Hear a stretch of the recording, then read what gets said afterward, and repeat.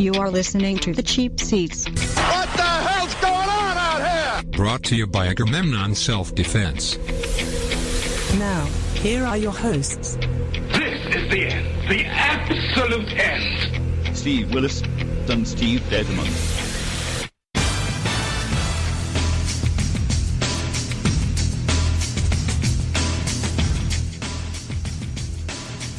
Good afternoon, everybody. XERS Radio. You are tuned in to the Cheap Seats. I'm your host, Steve Willis.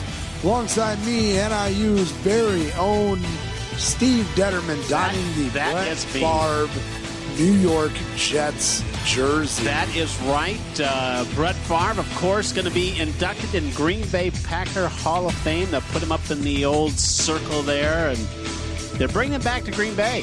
Yeah. So I had to put on my jersey. This is the last one that he actually wore for a real team. I don't count those Vikings years. No one can count those Vikings years. No one can count that. And, of course, the show's brought to you by Rock Sports Bar and Grill. We are in the Rock Studio. Go Rocks. For those that go to Rocks, we salute you. NCAA tourney time.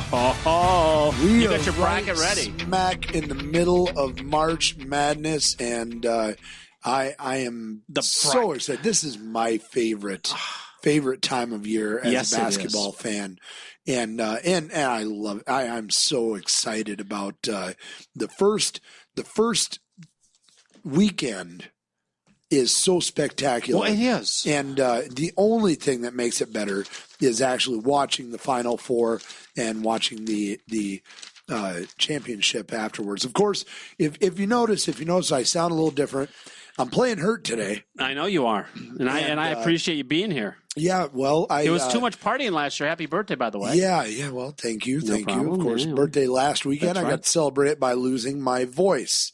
And that is and there were fantastic. a lot of people happy. I mean, no, they were upset. Yes, They were upset. Nobody happier than my wife. Yes, absolutely. Yeah, she told me yes. So the I mean, in what we have this week so far, forget about the snubs. Forget about the teams that didn't make it, the Murray States and so forth. Look, if you're number 16, if you're number 15, come on. What are the odds you're doing anything anyway? I mean, I hate to beat that guy. I hate to beat that guy. But even the 14 seeds that kind of do the Cinderella thing and they might make it to the Sweet 16, come on. But they got to do it. They got to prove it. Come on. Are you pulling away from like your teams yesterday that actually did something, that the UABs that just took away Iowa State, UCLA that had no reason to even be in the tournament itself, beating SMU? I mean, there were some big wins yesterday. Look, I'm not taking away from that. Georgia State knocking down Baylor. Yeah, and I'm not taking away from any of that. What I am taking away from is this: everybody gets caught up in how big the Cinderellas are and how fantastic it is to have the unprecedented matchup and the underdog victory and all this good stuff. Look, the first two rounds are what that's all about. And when it comes down to it, after everything's said and done, and you get to your Elite Eight, you get to your Final Four, what do you got? 2 seed. No. Time out. There are 3 teams in this tournament that, basically have been here for a while, that they took, the dandy out of diaper. They took this mid-major thing, and now they're not considered, these little bracket busters anymore. And I'm talking Butler, I'm talking Gonzaga, and I'm talking, anywhere from Valpo to VCU. Even though VCU got beat yesterday. But, you take a look at Butler. No one knew who the hell Butler was. Then they went to the final game 2 years running. No one knew who the hell Gonzaga was. Mark Frew got out there, and by God, he put together a team that is, right now, they should be a number 2. I think they should have been a number 2 seed this year. Are they number 2 or number 3 seed? They're a 3. They're a 3 seed. I think they should have been a number 2, and I look for them to get to the Final Four possibly. Now, let me ask you this, though. In fact, in one of my brackets, I've got 2. I got Gonzaga in the championship game. Now, let me ask you this. Yes. All right. When Butler made their run, yes, what rank were they? They were like about a 11, 12, or 13. They were horrible. I mean, they were 11, way 12, down. or 13. Yeah, they were way down. They down. made it to the national championship game. They made it to the championship game that year. The next year, I think they had popped up to about a 3 or a 4, maybe even a 5. All right. You see what happened though. Yeah, but you see what happened. But here's the thing: as soon as they got figured out, they caught fire.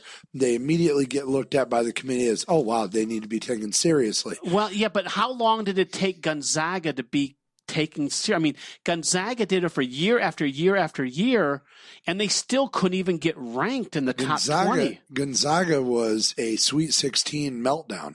Every year. But the thing is they that never made it to the Elite Eight. How many teams wanted to get to the Sweet 16 that could never the hell get there? I mean, you take a look at Notre Dame. Tell me the last time you have a Notre Dame team that ran deep in this tournament. How far back do you have to go? You have to go back to the 70s maybe? I think it's somewhere in there, yeah. Okay. I mean, as you go back, when was the last good Indiana team we had? 88 was Smart? Yeah. Or 80, somewhere back there. I mean, these are your classic teams. Tell me the last time Purdue went deep. Tell me the last time some of these teams went deep in the tournament. Right, but you're totally missing my point here. I'm not talking about the teams. I'm not talking about the name on the jersey. Right. I'm talking about the number next to it. All right? I Everybody's understand. concerned about who number 16 should be. When's the last time number 16 won the national championship? I don't care what. I don't care what. That's what I'm talking about. I understand, but that's what I'm talking about. What I'm talking about is there was way too much. So many people. Oh well, the selection committee disappointed me this year. Oh, they disappointed. They left out Murray State. They left out this team. They left out that team. Boy, they should have been a 16. Oh, they should have been a 15. Well, I got news for you. When it comes down to next weekend, and we've got 16 teams left in this thing, guess how many 15 and 16 seeds there's going to be in this? 0. There's going to be none. When you look. You bet the long shot when you're playing with a little money, but when it's for all the marbles, you go with the teams that are good. That's right. Oh, no, I understand that. And when it comes down to it, and you got your Final Four, you're not going to have all 1 seeds, but I guarantee you're probably going to see at least 1. Oh, yeah. And then when you look at your there's a reason they're number 1. Yeah, when you look at the other Final Four teams, you know how many times you're going to see a double digit in the Final Four? Every now and then, I think what was VCU the last one? VCU was the last one. I can remember a couple years. It is so rare. And and the thing is though, is that as soon as they announce the brackets, I stop looking at numbers and I just start looking at the teams, and I love looking at it. I love looking at a Belmont, a Hampton, I get so an Old irritated. Dominion. I love looking at those teams and watching them. Like right now, you see Irvine. The Anteaters are giving Louisville all they can handle. Right. I mean, it's just, it's like, I love this time of year because you can watch these teams that don't get any pub, any press, nothing, come out and do something and put a spark in their team. At least show that that they actually can play basketball in somewhere other than a stadium that holds 20,000 people. Right. But the thing that irritates me is, like I said, there are too many people that are worried about, who didn't get in. Look, if you're worried about being 64 or 65, you're not making a national championship run anyway. So, well, here's the thing what I look at it with that is that, if you didn't make it into the NCAA, then do something about it. Win the NIT. Yeah. Go out and win the NIT tournament. When I went to college, I did my undergrad work at Bradley University. My sophomore year, or no, it was my junior year, excuse me. My junior year, Bradley had a damn good basketball team, coached by Dick Versace. You know Dick Versace. They went through. They won the Missouri Valley Conference, but they lost in the second round of the Missouri Valley Conference tournament, and they were snubbed that year by the NCAA to get into the tournament.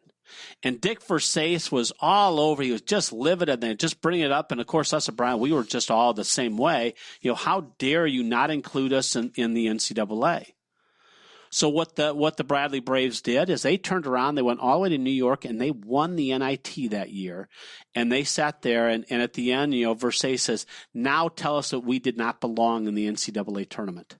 As we walk through here, their last game in the championship game, they beat Purdue, who was led by Russell Cross at the time.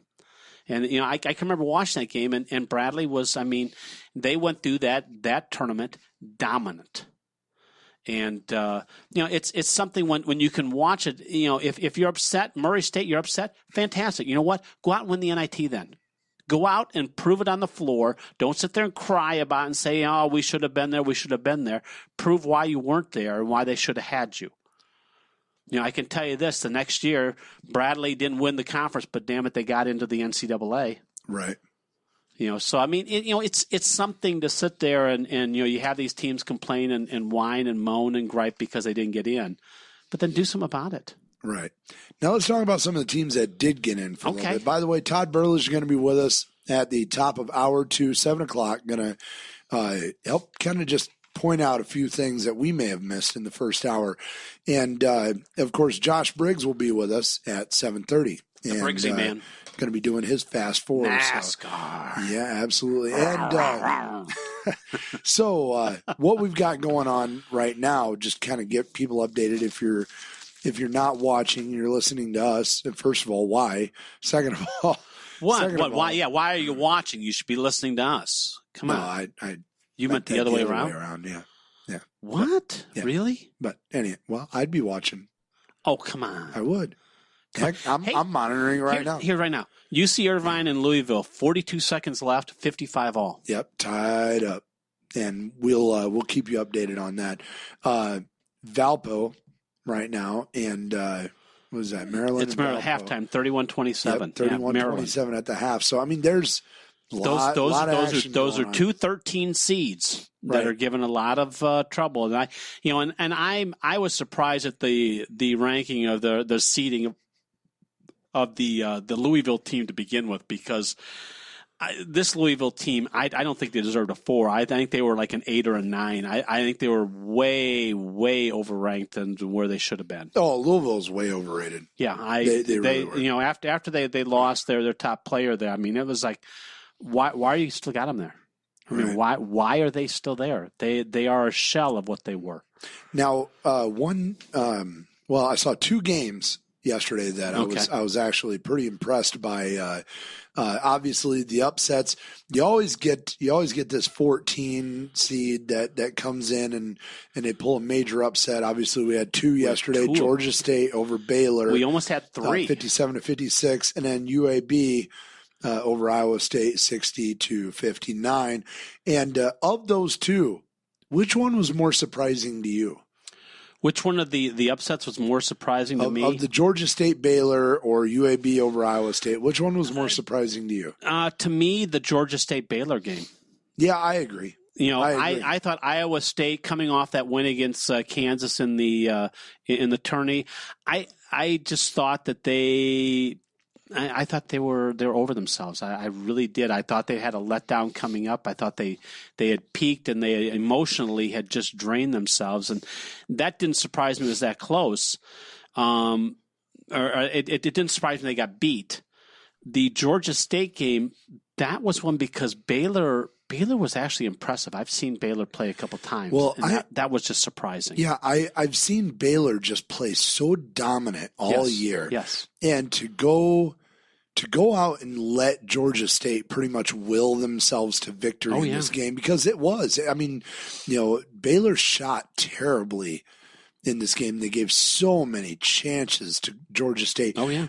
We're talking I think Georgia State had 15 more rebounds than what Baylor did. And when you allow a team that many second chance points, you just you're asking to be beaten. Oh, I know. You're begging to be beaten. I mean, overall. And so Baylor it was almost as if they just didn't come to play. They didn't come prepared to play at all. And the thing is we about had the third number 14 seed win yesterday, and that was Notre Dame squeaking out against Northeastern, and that was a squeak. And, they end up winning by 4, but that was a 2-point game with Northeastern having the ball as time ran down. There's a good and a bad from this for me. The good and the bad is this. The bad is, they kind of eked out this game, and I'm sure Todd's going to weigh in. Oh, yeah. And we've got a lot to talk with him about that. And they eked this game out, but my gut instinct is they've got Butler now coming up who beat Texas. Yes. They've got Butler coming up tomorrow night. Right. And they know that, the first game is behind you in this tournament now. And this team has not made it out of the second round in almost a dozen years. Well, when was the last time they made it out of the first round even? It's been about six or 7 years. This is about a dozen years. This has been like this has been like a one and done team. Right. Now, I honestly think here Notre Dame just kind of after this game, it was kind of that first hole jitters on the golf course. You ever done that? You ever done that? You go out and play 18 holes, and that first hole, God, you just barely make it through. You're putting a snowman on your card, and you're like, God, I'm never picking up the clubs again. Then when you get to hole 2, all of a sudden just your swing is back, and you feel it again, and you feel normal. And Notre Dame has kind of been like that all year, right? Where they'll have that one game that win or lose, they just did not look good. And they eked out a good game or a bad game against a fairly good team or something like that. And then the very next week and then the week after, boy, they just look dominant again. Yep. It's all of a sudden they just got their swing back. They look good again. And I think they're going to do that against Butler. I think they have an opportunity to come back and go, hey, I think we can do this. And what's awesome is, if they beat Butler, they have then the winner of the Wichita State Kansas game, which I will tell you right now, kids, I cannot wait to see this game. This game, Wichita State Kansas, is circled on my bracket because Bill Self and Kansas have been avoiding Wichita State at all costs. Yep. They do not want to play them. The Shockers are going to play Kansas good. That is my upset pick. Wichita State over Kansas. And if you take a look at my bracket, I lived in Wichita for 3 years, and I went through the whole, and being at Bradley, Wichita State, proud member of the Missouri Valley Conference, I went through those years of Missouri when Wichita State was dominant back then also. Right. And, the thing is Kansas has done everything they could not to play Wichita State. I mean, we can't fit it in. We can't fit it in. We play Kansas State. We're playing Kansas State already. We don't want to play you. We don't want to come down and play you. Right. And I've got it picked. I got Wichita State over Kansas also. Now, one thing I want to point out to you yesterday that I thought was just amazing. This is how great the basketball was yesterday. We had 16 games played. I believe there were only 5 games that were decided by over 10 points. 2 games went to overtime. Right. And on the first day, that's where you have your 16 versus 1, your 15 versus. That's where you have the wide range of teams going, and that's where you're supposed to have the blowouts. You're supposed to have the wide. Right. Not yesterday. No. Every game except a few were close, and you had 2 games that went to overtime, and those 2 games both involving Big Ten teams. And that's, we talked a little bit earlier, and I said Purdue. Is this the year that maybe we start seeing Matt Painter maybe having to look for a job?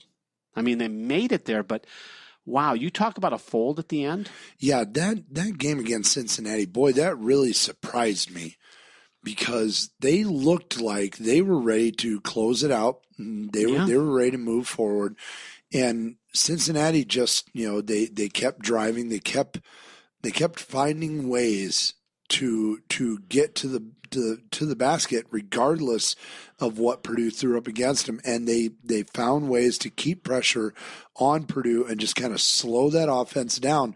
The only problem with that is, hey, by the way, congratulations. Now you have to face Kentucky. Yeah, but I mean, still, I don't. Boy, I tell you, I watched that game, and you see those 2 7-footers, and you see everything that Purdue has, and to watch them fall flat there at the end, it was just unbelievable. I'd love to hear from some listeners out there as far as what they thought of yesterday, what they're thinking of today. Give us an upset. Give us an upset or a team that you have picked that may not be your Kentucky, your Arizona, your Duke, someone like that you pick that's going to go on, and we're going to see them next weekend, in the final 16. All right, do that. We'll throw that up. I'd love to. We'll throw it up on the Facebook thoughts. page, facebook.com/TheCheapSeats with Steve. Throw it up there, or we're going to throw it up there, and answer. Give us your answer. What was what are your thoughts so far? What do you think so far? What's your biggest upset pick? Give us who you got winning it all. And the thing is, it's not Kentucky. Give it to us. And I also know there's some Purdue fans out there that listen too. Is Painter coming back next year? I mean, yes, you made the tournament, but are you disappointed? I mean, he after following up Gene Cady, this has not been what Purdue has expected down there for basketball. Not at all. By the way, just an update, Louisville over UC Irvine, 57-55. That went final just a little bit ago. Wow. And Louisville moves on, and they will play Northern Iowa, who whooped Wyoming earlier, 71-54.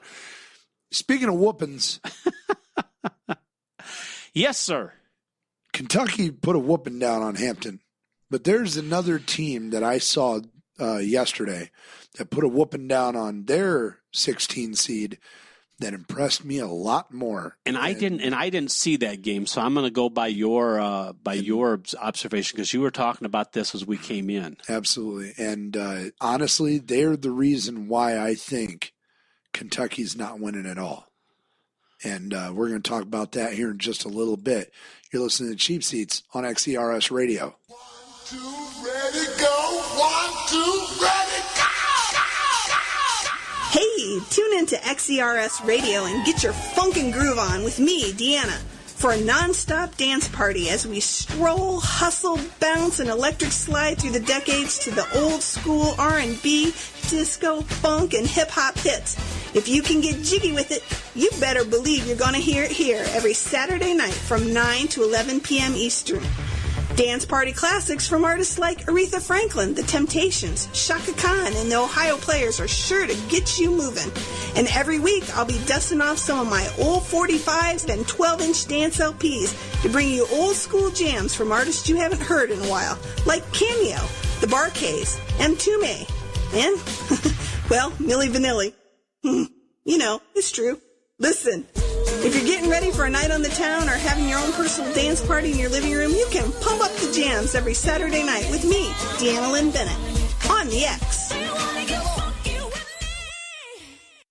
Come back to Mishawaka for some home cooking, whether you're out late at night or up early in the morning. Featuring Dog and Suds root beer, iconic cupcakes, homemade biscuits and gravy. The Iconic Cafe, 215 North Main Street, Mishawaka. Hey guys, it's the bartender for Rock Sports Bar and Grill in downtown Mishawaka, Indiana. Football season is upon us, and there's no better place to catch the game than Rock Sports Bar and Grill. Along with the best collection of memorabilia from your favorite sports greats to all the games on our big screens, Rock's has you covered. Our menu features something for everyone. Amazing sandwiches and wraps, and the best burgers around, including the Rockstar Overdose. It's 2 half-pound patties served with bacon, cheddar cheese, piled high with french fries. Make sure you got your cardiologist just on speed dial for this one. Find us on Facebook to check out our daily food and drink specials that are sure to be great for your gut and easy on your wallet. We've got you covered in between game days, too. Wednesday night is trivia night, where you can match wits with your buddies for great prizes. And during football season, Tailgate Thursdays, featuring dollar dogs, tacos, and fries. And every weekend, Rock features great acoustic music from some of Michiana's finest artists. Come see why there's no better place to get your fan fix than Rock Sports Bar and Grill, located in the Yorktown Center Building in downtown Mishawaka. For those who come to Rocks, we salute you. Hey, this is Maximus and the Bartender. Make sure you're checking out our brand new show, bringing sports talk to you right here live on Extras Radio. Tune in every Tuesday night, 6 p.m. for all the latest sports news. NFL, baseball, basketball, hockey, you name it, we got it. And make sure you check Extras Radio out on Facebook as well. You can get there through xersradio.com.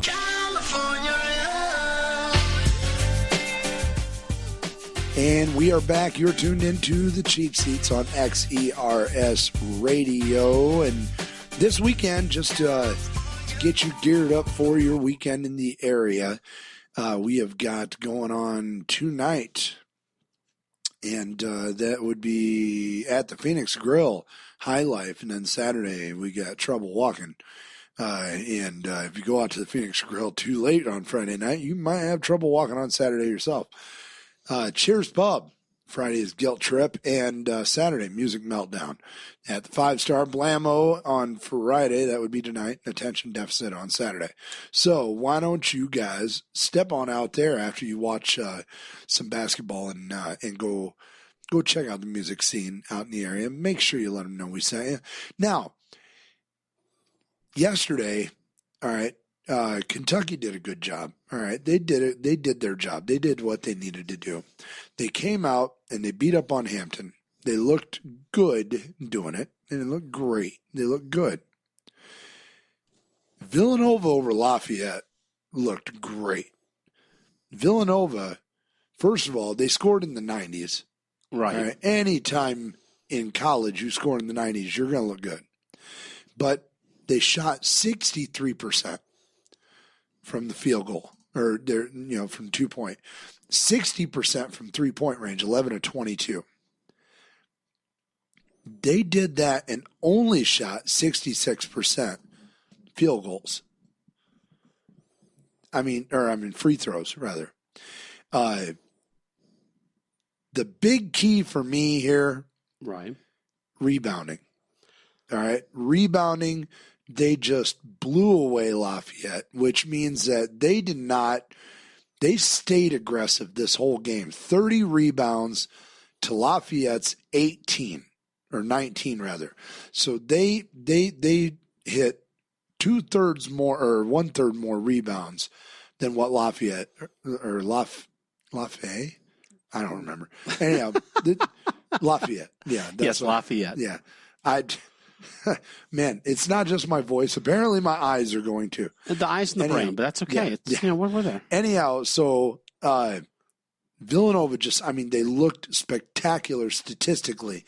They also, if you watched this game, they looked very fluid. They looked very strong. They were very aggressive. 93 points hung on a Lafayette team that was only able to muster up a whopping 52 points. Now, when you look at that game, and then you turn around and look at the Kentucky game over Hampton, and how did Kentucky look? First of all, they scored 79, which is not bad. All right, they were able to hang 79. They let Hampton hang around much more than what Villanova let Lafayette hang around. Hampton scored 56, first of all, so they allowed them to hang quite a bit more. Now listen to this. Okay. Kentucky, 45% field goal percentage, 30% from 3-point range. The only thing that they did well was free throws, 71% free throws. Do you think Villanova is going to allow them to take 28 free throw shots? No. Villanova is a much stronger team. They're a much more disciplined team. They're not going to make silly fouls. Now, the one thing that they did do well, they rebounded very well. 49 rebounds collectively, offensive and defensive. They allowed Hampton to gather 30 rebounds. All right, so the rebound percentage was higher on Kentucky's side, but they allowed Hampton to collect 30 rebounds. Wow. 30 rebounds. Defensive rebounds, 24. But they did allow 6 second chance rebounds for Hampton. 6 second chance shots on what is supposed to be far and away the best team in the country. Right. Oh, yeah. I'm not buying it. I am not buying it. They looked like a team that got by their first round bid, but they did not do it with the same enthusiasm. They didn't do it the same style. It was very ho-hum. It was, okay, we're here. We're just going to walk our way through this, and we're going to make it happen. But that's great against Hampton. That's not going to happen against Arizona. You're not going to be able to do that against Notre Dame. You're not going to be able to do it against Wisconsin. You're certainly not going to be able to do that against Villanova. And I understand what you're saying. And, Kentucky did what they had to do to win. And with the pressure that's put upon Kentucky right now as an undefeated team going into this, I thought they did extremely well, especially the first game. It's as you say, the first game's always the toughest. It really is. And yes, Villanova had a tremendous game. They had a tremendous game against Lafayette. Who? Lafayette. Well, I mean, yeah. Kentucky played Hampton. I understand. It's not like they were out there playing. I understand. But the thing is that I think as you go forward, I think the pedigree of Kentucky is going to come out a little bit more. Kentucky doesn't go 5 deep. They don't go 6 deep or 7 deep. They go 10 deep. And I get that. And they can throw it at you and throw it at you and throw it at you, and they keep bringing off a fresh body and legs. And thank you. I appreciate that. Yeah. But they keep bringing these people in. And I think Villanova is, a tough team. They are a very good team.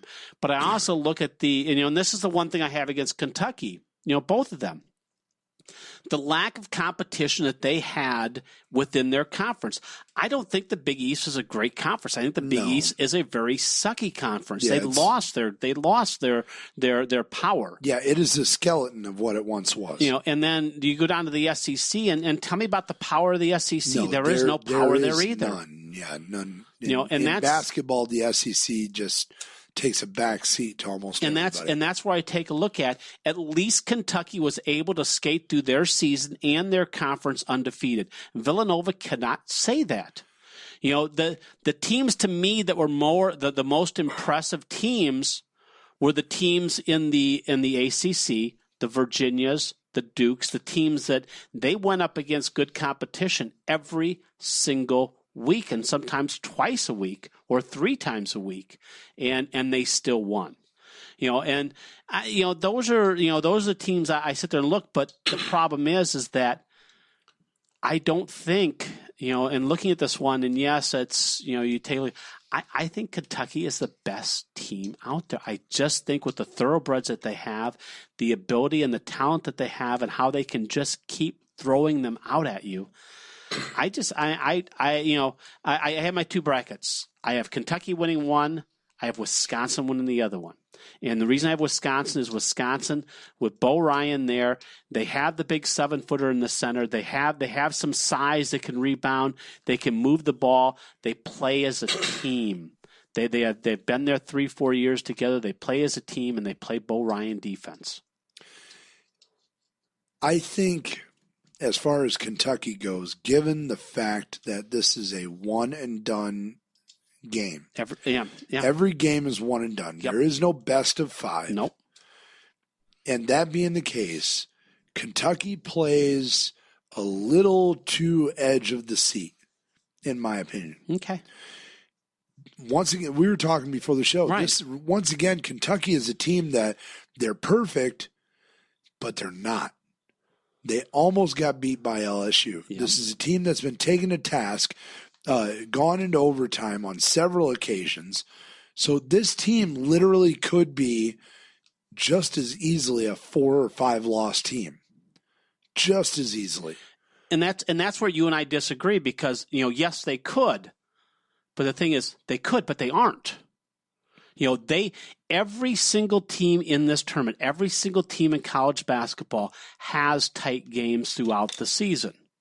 Right. Villanova's had tight games. Virginia's had tight games. Duke, every single Kentucky also. The difference is Kentucky didn't lose those games. They came back and they won those games. They won every single time that they've laced up the sneakers and they've gone out on that floor. And to me, that is something that I think puts them, as far as this tournament and taking a team, I think it puts them head and shoulders above everybody. Now, I know that you get into dangerous territory when you say, well, A plus B equals C. Yes.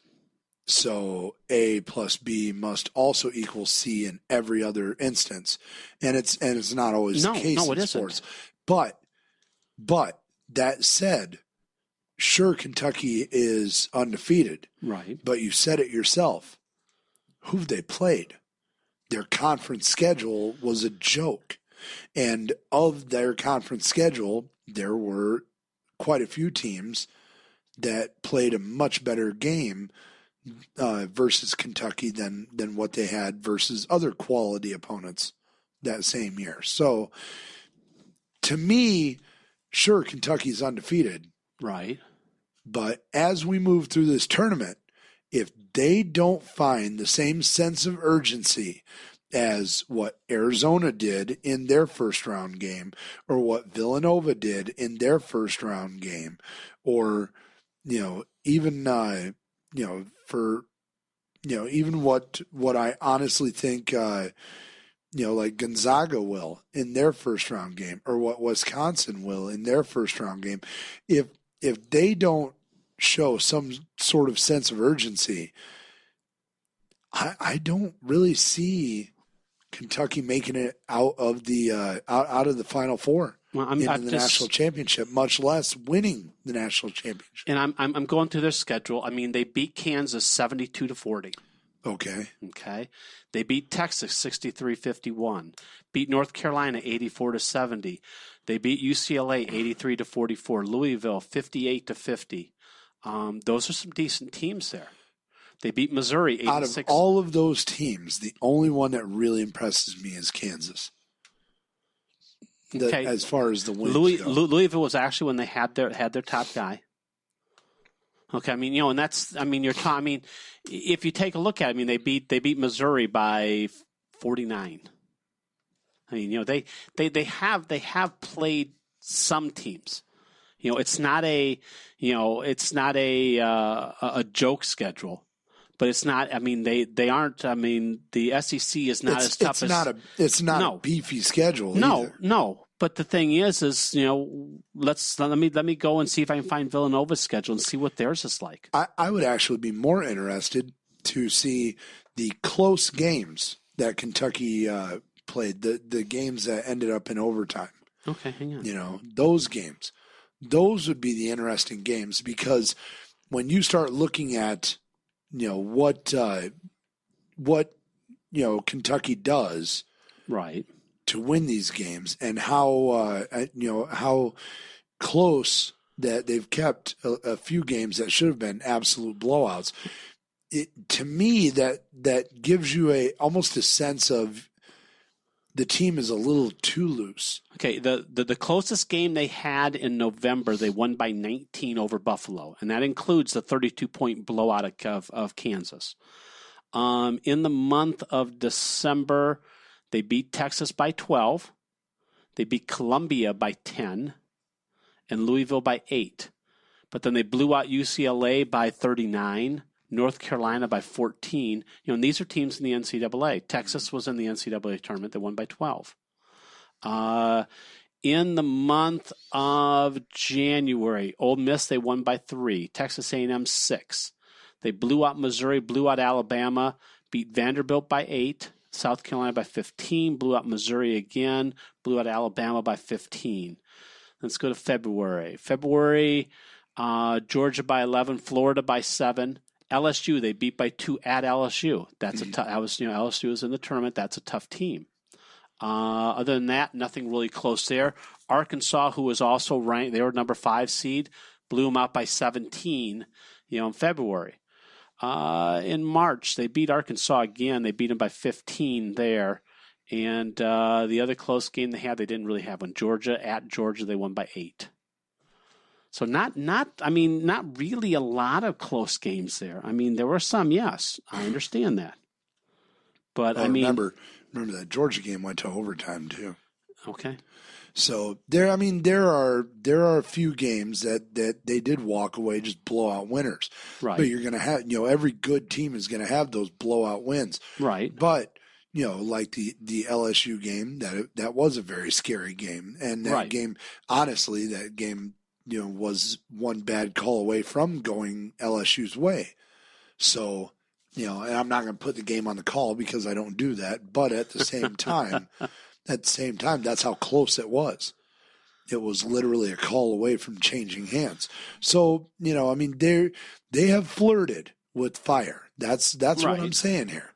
They played with fire, and I think if they do that in this setting, there's a good chance they get burned. Okay, hang on. I just pulled up Villanova's schedule. Let's go back to November.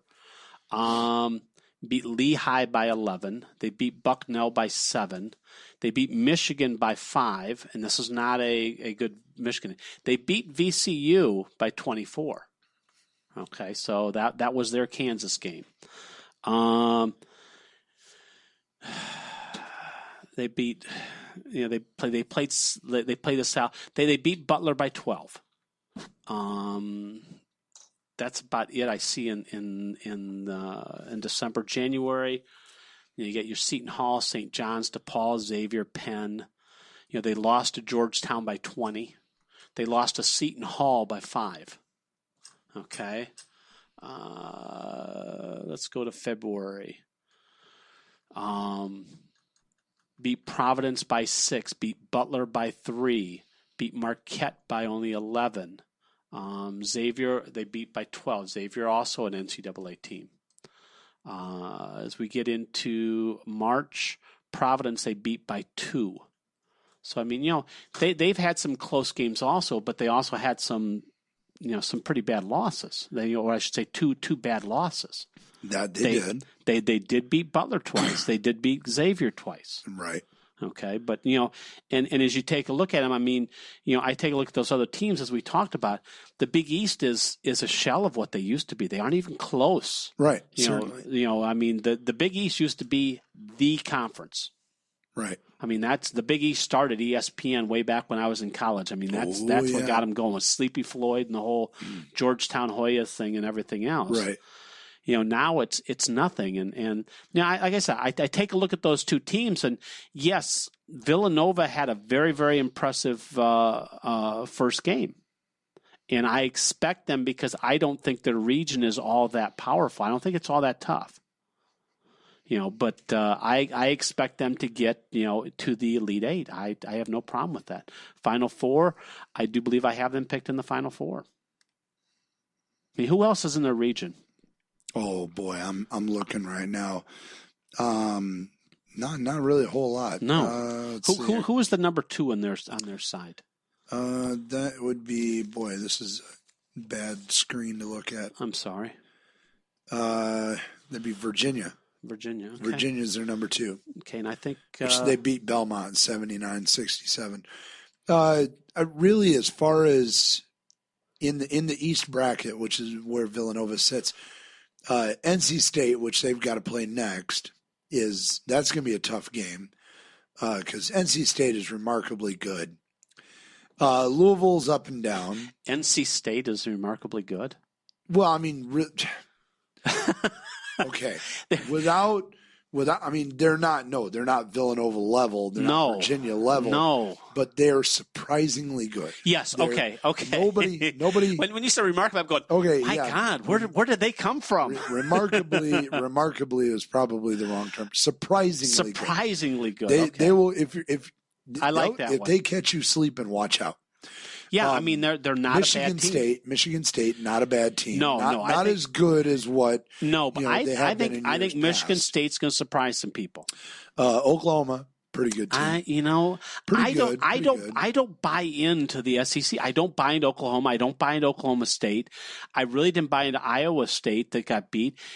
Kansas, I think Kansas is done against Wichita State. Big 12. Or Big 12. I'm sorry. SEC, okay. SEC, Oklahoma State, Texas. Yeah. Texas sucked. They got beat. Right. Okay. Yeah. Virginia. They're all the same over there. They all the same over there. But I think, honestly, I think you're right. Villanova, aside from Virginia and maybe is Michigan State in that side? Michigan State. I think Michigan State's. I think they're peaking right now. Izzo's got them peaking. They're really playing good. They gave Wisconsin all they could have, and except for they always get up this time of year though. Well, and except for a call that shouldn't have happened, where the Wisconsin guy saved the ball from going out of bounds, actually was out of bounds when he saved it. They would have won that ball game. They would have beat Wisconsin. That was interesting. That really surprised me. Michigan State is peaking right now. You're right. And this is the time to do it. Yeah, this is the time to do it. They're going to be playing Virginia, so that's going to be a tough game. Yep, that game is actually going to be tomorrow. Nah, that should be Sunday because I think Virginia played today, didn't they? Yeah, you're right. That is Sunday. Those two they played today, so they don't play till Sunday. Yeah, that is. Yeah, you're right. And I don't have. It wouldn't surprise me to see Michigan State handle Virginia. Here's the thing. The last couple times we saw a winner come out of the Big East was Connecticut. And Connecticut twice in the last couple of years have won the whole thing. And basically it's getting hot at the end of the season. They weren't the number one team coming out of the Big East. They never were. But they had great guard play and they peaked at the right time. And that's what Michigan State, plus they have a good coach. Michigan State also has all of that. They're starting to peak. They got some good guard play. And the thing is that they've got a coach that knows how to put them in that situation's been there, done that, and knows how to win in the NCAA. That's I don't think people really put as much stock into that as they should. Is these coaches that have been there and they've gone down and they've won this thing. And that's where, I take a look at, Calipari's been there and won it. Right. Okay. He's been there and he's done that. You start taking a look at Villanova, they haven't done it. That's true. That is true. Experience means a lot. The experience in that game to make the call that you need to make, at the time, to make that defensive switch, to make the switch in what you're doing, that's invaluable. So I'm excited. This is the time of the year that it's almost like what we talk about. Your theory about baseball. You could give a rat's tail about baseball until you get down to the playoffs. Yep. Yeah. Once you get to October, boy, it's on. College basketball, it gets good right when you start getting down to the conference playoffs. If you're just a casual fan, this is when it gets really good. Oh yeah. Myself. I like to follow. My certain teams. I love to follow Notre Dame. I love to follow Michigan, Illinois, Wisconsin. Those are the teams I love to follow. And getting this time of season, watching some of these teams go a little bit further, it's exciting. Now I like rooting for the team that hasn't done anything, right? And they have the golden opportunity to do something, or a team that hasn't done anything in a while. The 15 and 16 seed. That's your team. I like rooting for them in the first week, yes, just to watch the big upsets. But it's not every one of them. It's only specific ones, certain ones. Like for example, last night I was so rooting for Harvard over North Carolina. I know. I wanted to see Harvard make it to the second round. Well, what's That also would've been to so beat the cool. venerable favorite North Carolina. But I mean, come on, really? Haven't you been excited over the last couple of years when Butler made that first run? When Virginia Commonwealth got to the four? When that was Florida? What was the one last year? Florida. South. Shaka Smart, still one of my favorite coaches ever. Yep. Was it Florida Atlantic or whatever? What was the one that the slams? The guys that did all the slams last year that got to the final? Remember them? Oh, they're fun to watch. And what about Wichita State? And SMU. Yeah. Remember a couple years back, Northern Iowa has a team right now. Remember when they shocked everybody and they went in? Remember when West Virginia with Hogsnoggle or whatever his name was, that he kept hitting those threes from wherever the hell he was at? I mean, those are the fun games to watch. Yeah, those are the things the neat games to watch. The only problem is when you get down to that Sweet 16, you got to understand a lot of these kids are playing with house money at that point. But it's going to end eventually. And the thing is that what's exciting is that these kids, they had no expectations going in. Right. No, I mean, when you're number 16 seed, do you expect to beat the number one? Heck no. But you know what? Not at all. All the pressure is off your back. The number 15 seed, you watch these number 14s yesterday win. They had no expectations at all. They went in there without any pressure at all, and all the pressure clearly on that 3 seed.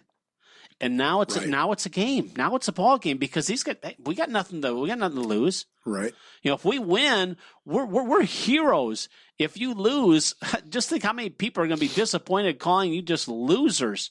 That is something that it's so much fun watching the first couple days.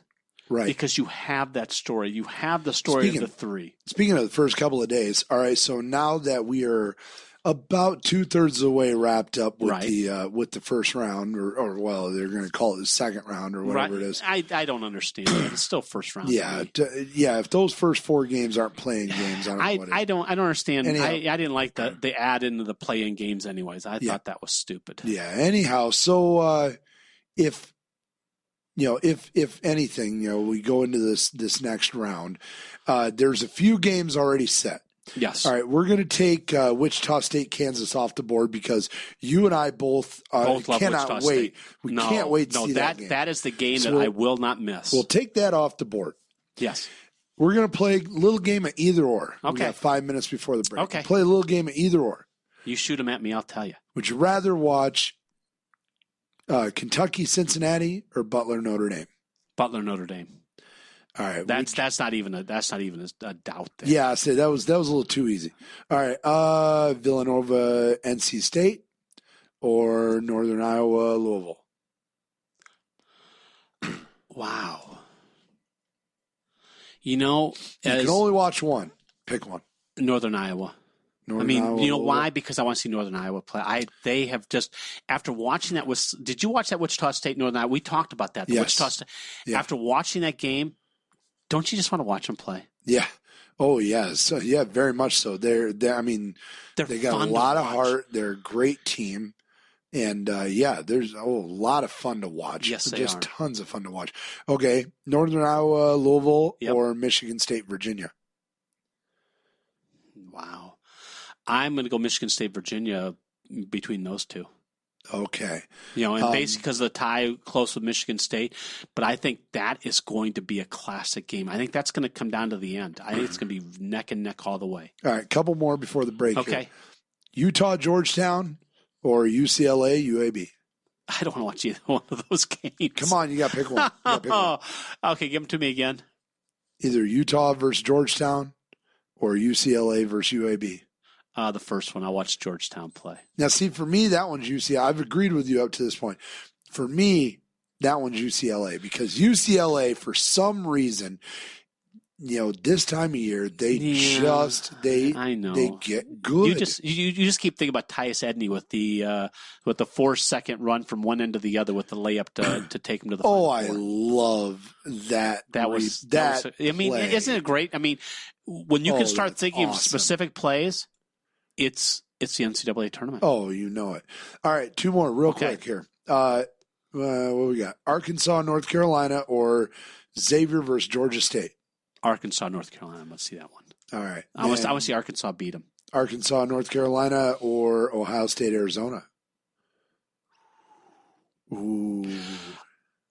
I still want to see the Arkansas game, North Carolina, because I think that's going to be a closer game than the other one. And Arizona, I mean, they're impressive and everything else. It's not a team I don't watch. See, to me, I want to go Ohio State, Arizona, because I want to see fast versus big. Yeah. Ohio State is big and methodical. Right. They're going to want to slow you down. Arizona, they're going to want to be fast. They're going to be jackrabbits out there. Right. They're going to be bouncing all over Frank the Tank. They're going to be trying to keep him out. Or no, that's Wisconsin. Frank the Tank. I'm going to go. My gosh, that's Wisconsin. Is Wisconsin playing too? Frank's playing everybody. Yeah. He's playing all Big Ten. Either way, Ohio State's big, strong. Yes, they are.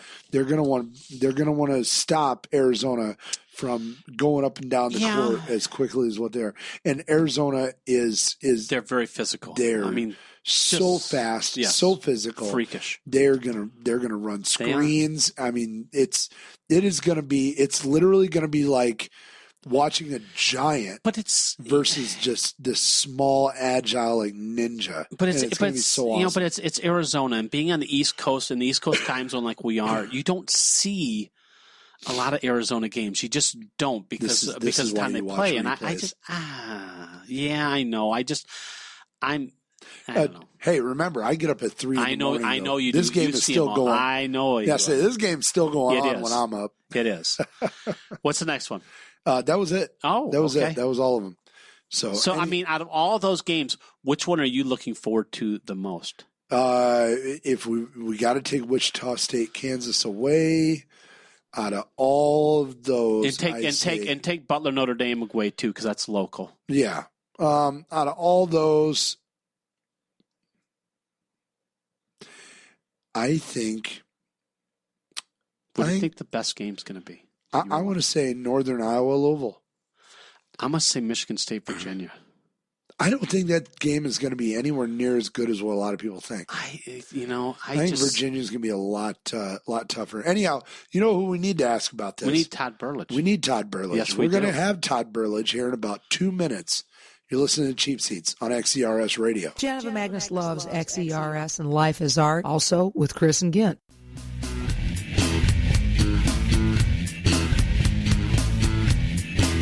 Tune in Wednesday night at 6 p.m.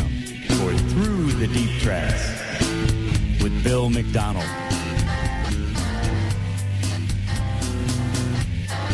We want to welcome you back to XCRS Radio Through the Deep Tracks show tonight, and we're traveling down the highway here. Strap on your helmet, board the short bus. It's going to be a rough ride. You're traveling the deep tracks tonight with Mr. Bell. We're Through the Deep Tracks. And I want to wish him a happy birthday. We're going to carry on now with a song from the Rolling Stones. And actually, it was this week.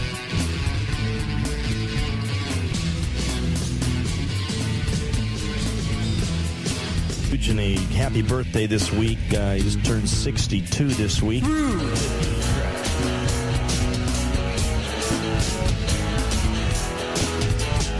And we're going to finish out the evening with a track here, the third track from the album. Wednesday nights at 6, only on the X.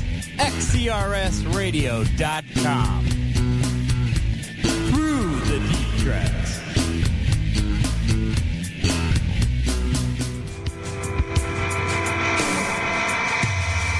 Option 5, located in Mishawaka, Indiana, specializes in hand-built boutique guitar effects pedals. Option 5 has been producing the highest quality pedals right here in northern Indiana since 2002, and they continue to create original, non-copy designs today.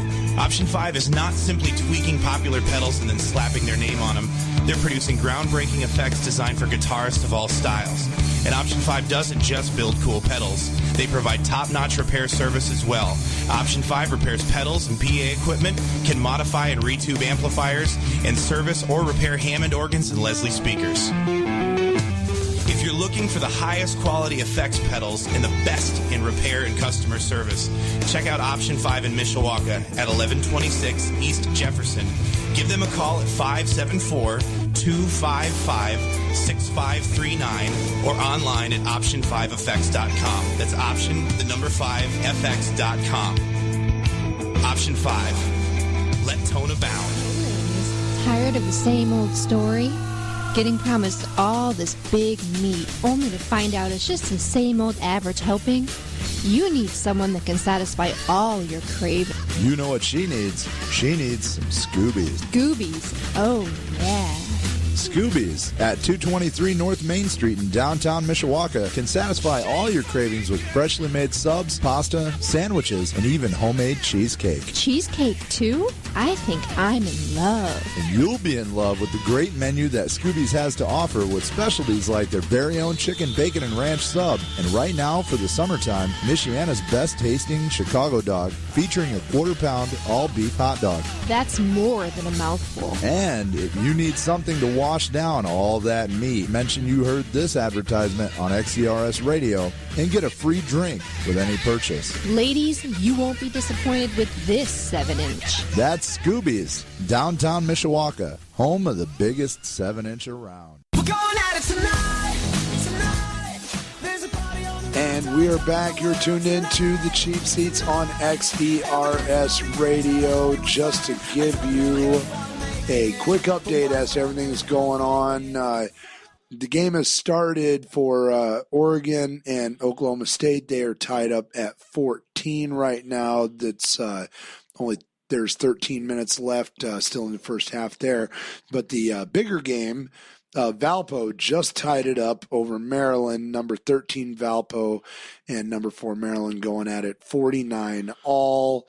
6.5 minutes left. Could this be our third 13-4 upset? Very well could be a double-digit seed upset in the making. Valpo is, of course, a very dangerous team, and I've been saying that for a few weeks now. And somebody else who has been watching a lot of basketball here the last couple of days, and he is getting ready to chime in on the XERS Web Radio hotline. It is the one, the only, the Todd Burlage. How you doing? Doing well, guys. What's going on? Hey, it's sort of funny because, I think as the parity in college basketball sort of closes more and more every year, we used to think it was a big deal when a 5 beat a 12, right? Right. That was all my word, 5 versus a 12. Oh, yeah. Are you kidding me? Now we're getting... now we've stretched to 4s beating 13s and 3s beating, it's 3s getting beat. It seems like the 1s and 2s sort of get a bye, but beyond that, it is wide open. Oh, absolutely. Oh, yeah. Now, I need you to settle an argument for me. You're talking to the wrong guy, but I'll give it a whirl. Yeah, you're going to do this. You're going to do this. I think you'll be able to. Who looked better in their win yesterday, in your opinion, Kentucky or Villanova? We didn't talk about who looked better. Hey, no. I said who was more impressive in their win, Kentucky or Villanova? Who looked better? I don't know. It's hard to say. To be honest with you, I have to admit I watched every single game yesterday other than Villanova because they're wiping the floor with that team, but just judging by the score and how it went and how Villanova had everything under control from start to finish, I'd give the edge to Villanova, but frankly, Kentucky just looked like men among boys when they really needed it. Kentucky just has another gear. When they need to shift it and get it done, they get it done. To watch that team, the matchups, and watch the size of those guys and the depth of that team, they are going to be a rugged matchup for anybody. And I just want to tell you, I did not pay Todd to say that either. So you have answered the question the way I wanted you to answer it. But you also then answered you it. supported Steve's theory. So you were right at very first that you absolutely were not going to be any help on this. No, because you actually supported both of us because as I said, I think. I don't see really in this tournament anyone really stopping Kentucky. They go 10 deep. They just keep throwing it out there at you. I don't know. I I don't know what I mean. How do you really measure a 16 against a 1? Really, Right. I mean, I don't know that you can really get a true feel for anything. I just when I watched Kentucky running around out there with so many big athletic guys, they go so deep. It's insane. Villanova's just not as deep. They're talented. I get all that. I just, guys, to be honest with you, Villanova to me has really flown under the radar this year. Perhaps I'm underestimating them. I just haven't seen them play much, and I've watched a lot of college basketball, but that's a team I haven't paid a lot of attention to, and maybe that's great for them, great for Jay Wright and his Wildcats, because nobody really talks about them. They talk about everybody else, but nobody ever really hears about Villanova, so maybe that's the best thing that could happen to them. Well, I think that's mostly because of the conference that they're in. The Big East used to be, it used to be the best conference. Now it's the conference that has just been decimated by everybody leaving it.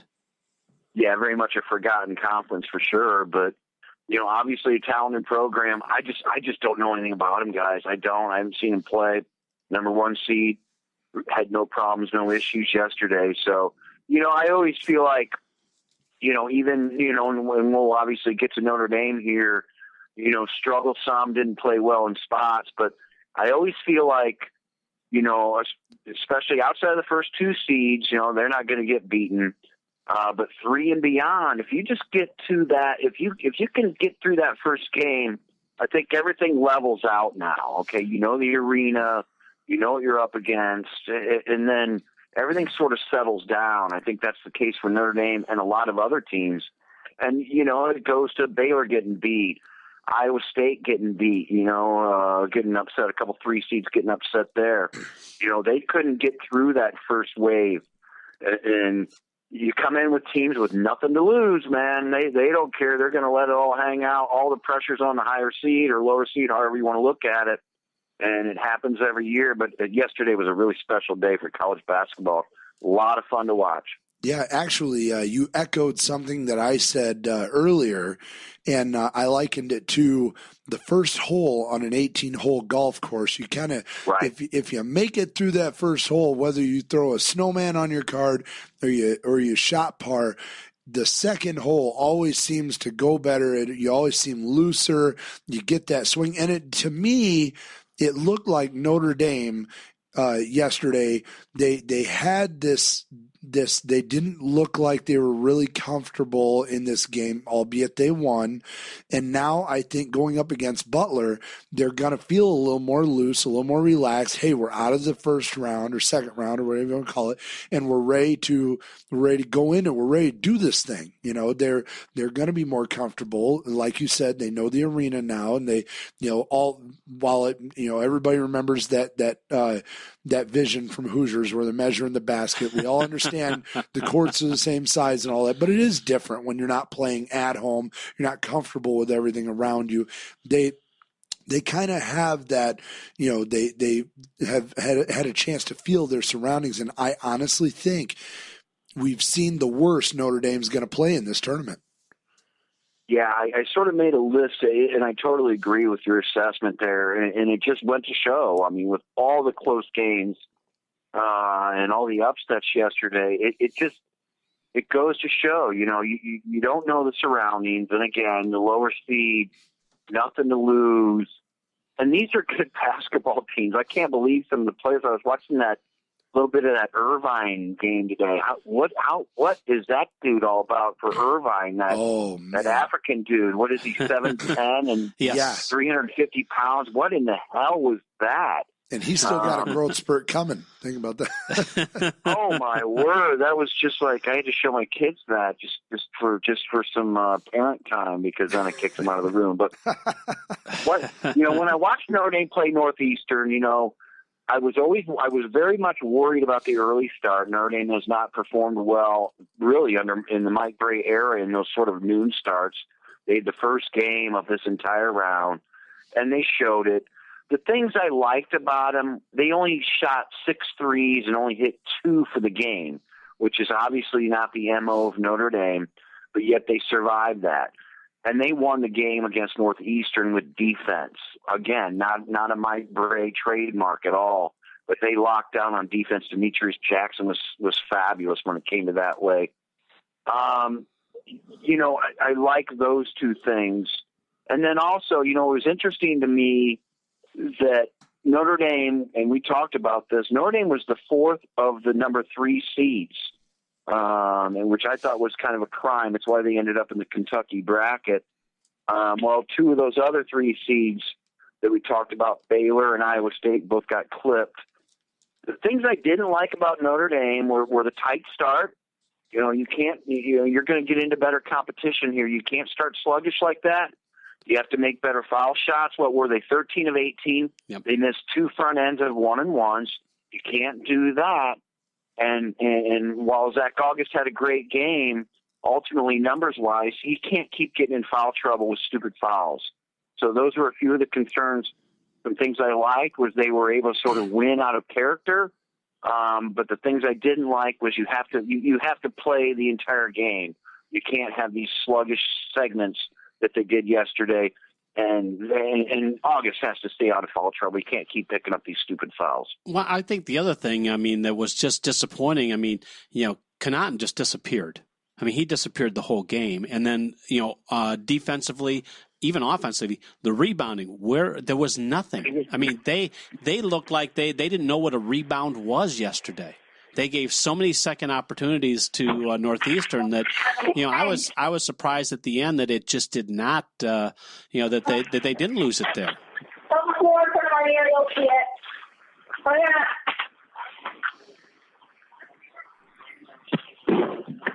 Todd. Hello. Did Todd fall to the floor? I think so. I'm not sure. Todd, are you there? I think we just lost him. I do too. I think pretty sure we just lost him.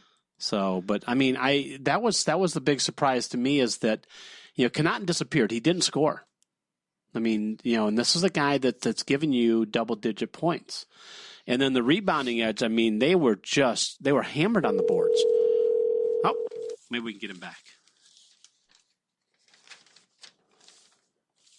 But, I think if they want to make a play of it with Butler.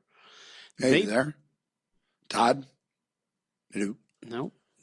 There he is. There Todd? he is. Are you there? I think we lost him again. Maybe. Try this one more time. Hopefully we. But that was one of the things that I just the total mismatch as far as rebounding. It was horrible. Todd, was. You there? I can't hear you, boys. Are you there still? Now? How about there? Okay, I got you now. I got you now, guys. Sorry about that. I lost you. The thing I was just talking about, Todd, is the one thing a couple of things I was disappointed in was the disappearance of Connaughton during the whole game, and then how badly they were out rebounded through this. They didn't know what a rebound was. Yeah, I know, and that's going to be an issue coming up. It's fascinating to me how Notre Dame can beat a North Carolina twice this year, a Duke with an Okafor, and hang in there rebounding, but that's just the beauty of this tournament. Northeastern had a couple very gifted interior players. I don't disagree with either of those, and I didn't feel like Connaughton was hunting his shot as much. It was obvious to me Northeastern said, you know what, you're going to have to beat us on the interior. We are not letting you beat us with a three-point shot, because Notre Dame, obviously, they only took 6. Right. But again, I think that almost goes to the credit to Notre Dame, where a lot of past Mike Brey teams would have tried to force them anyways. Okay, Notre Dame averages 20 attempts from three land during the game this season. And in previous years, they would have found a way, even against a defense that was designed to stop that 3-point shot. They would have found a way to shoot 20 of them anyways. And they didn't do that. They went to August. They went inside and they scored. And I agree, Connaughton didn't have his best game.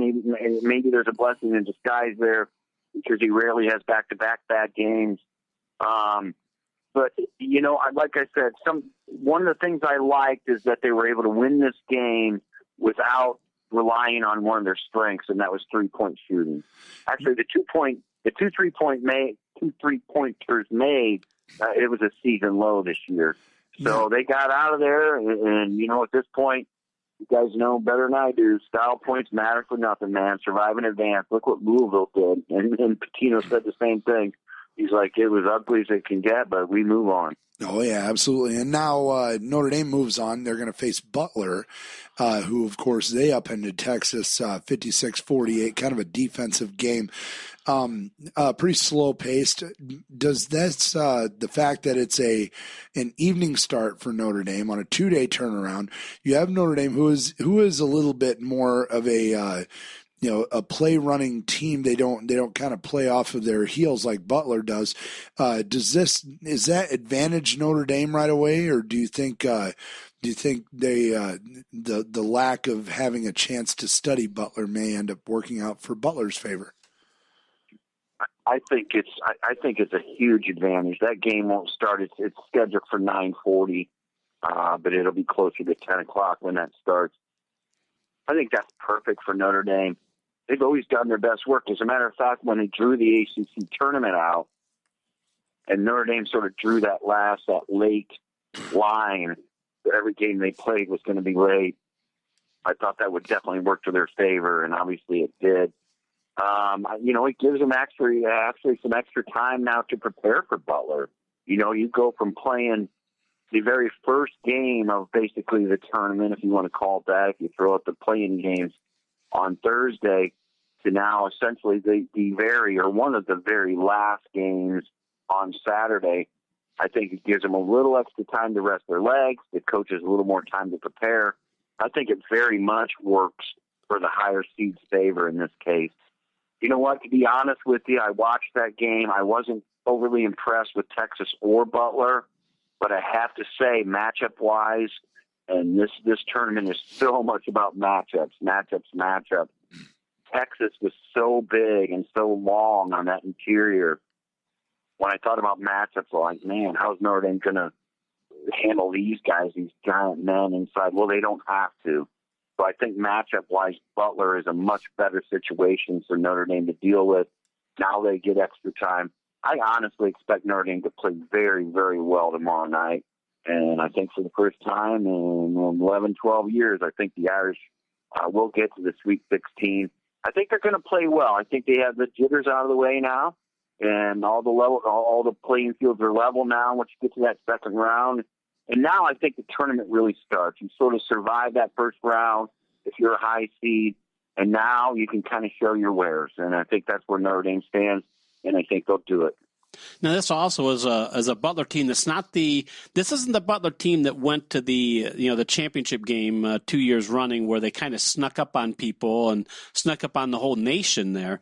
This is a team that's been in and out of the rankings this year, but they've had some controversy also. I mean, they changed coaches over halfway through the season.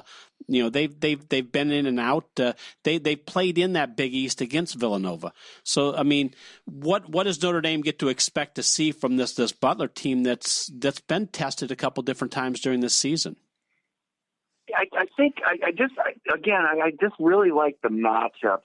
They're not going to dominate you on the interior, which I think will be Notre Dame's eventual downfall in this tournament.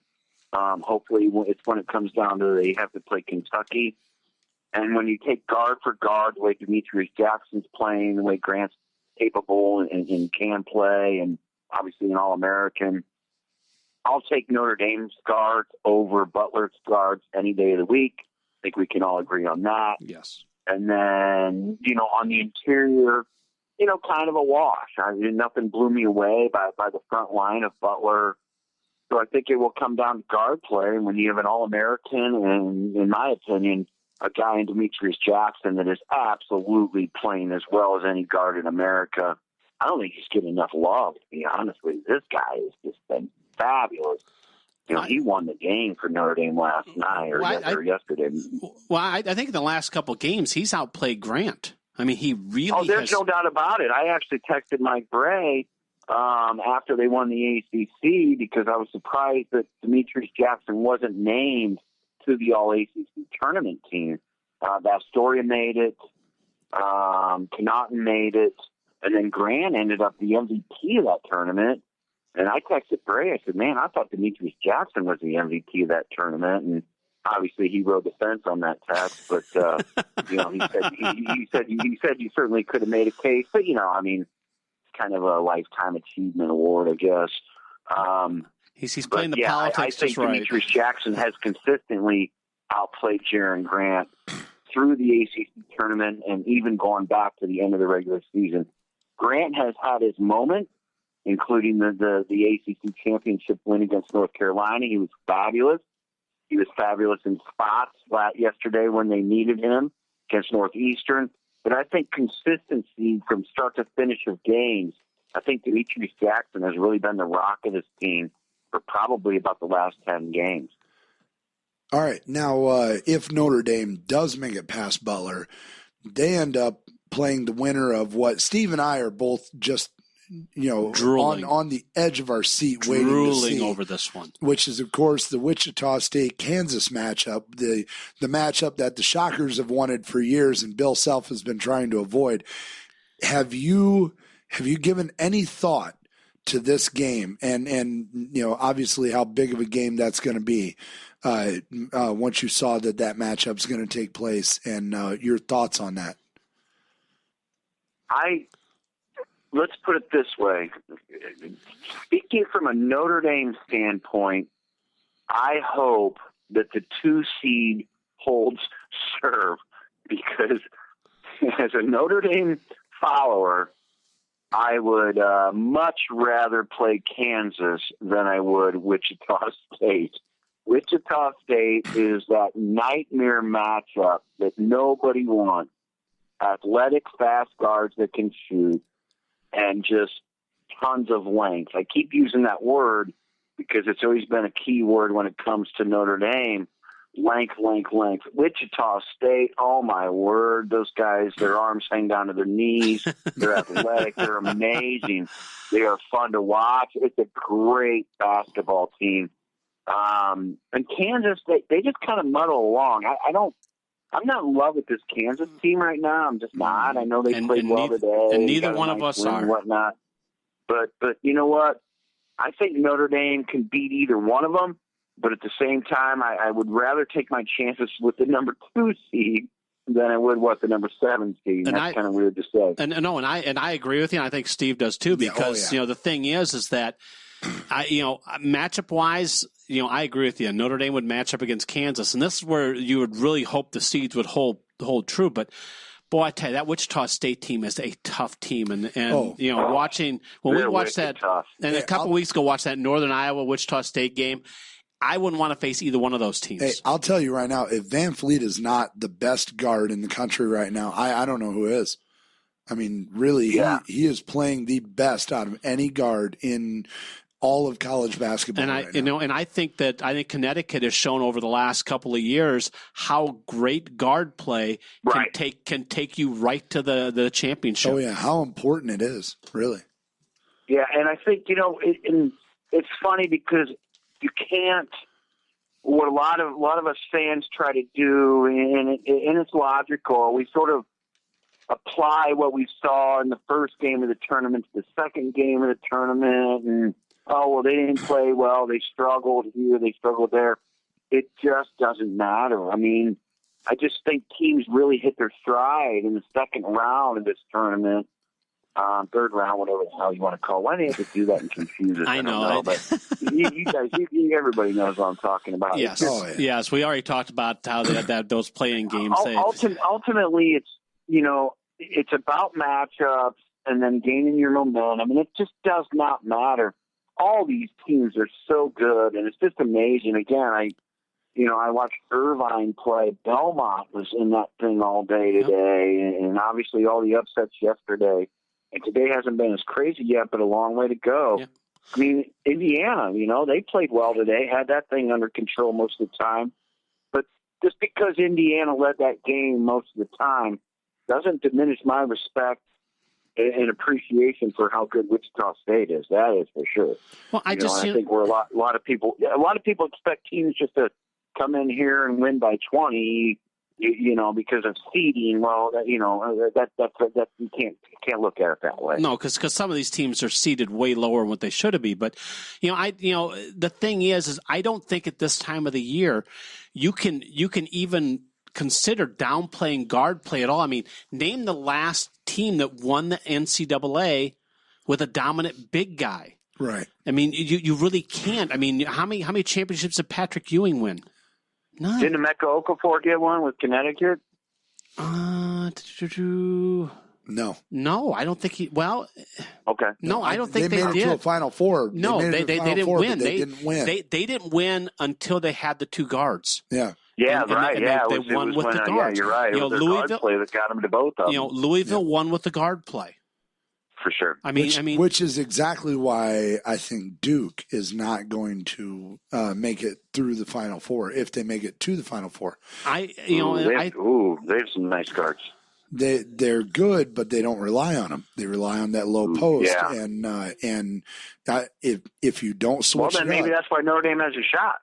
Yeah, I think this is why I thought Notre Dame beat them, because they didn't play their guards like they should. If Notre Dame if their guards can play consistently, and that's the thing. I mean, like you were saying, the last 10 weeks or last 10 games, how Jackson's been out playing Grant, and I've noticed that too. It seemed like ever since Grant started getting a lot of pub, all of a sudden those shots, I've seen more bricks and misses out of him, missing everything, in the past 10 games than I saw all season.